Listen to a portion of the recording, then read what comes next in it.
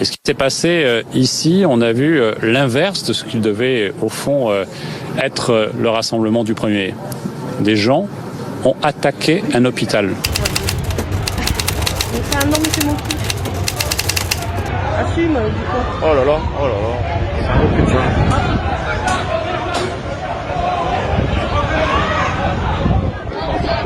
Rentre. Non, laissez, viens, non. Marie, laissez-moi, non. Il y a que malade. Il est un peu plus de 16h lorsqu'une intrusion est signalée à la salle pétrière, au niveau de cette entrée, située 97 boulevard de l'Hôpital. La grille est forcée.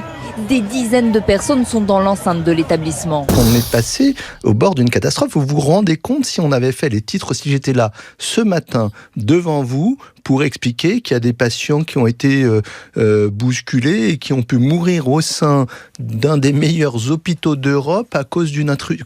Je n'ose pas l'imaginer. Donc c'est vraiment, j'espère qu'on peut tous prendre conscience de ce qui aurait pu se passer et de faire en sorte qu'on l'évite, qu'on le condamne, quel que soit le bord, qu'on ne fasse pas du deuxième degré ou de la subtilité.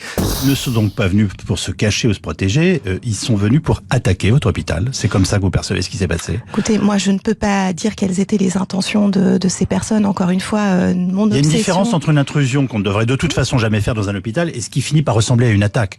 En l'occurrence, on a des gens qui sont montés au premier étage et qui ont tenté de forcer le service de réanimation. Comme les mots ont un sens et qu'en ce moment tout est sensible, c'est pour ça que j'insiste en vous posant cette question. Donc, encore une fois, ce que j'ai constaté, c'est une intrusion de façon violente, oui.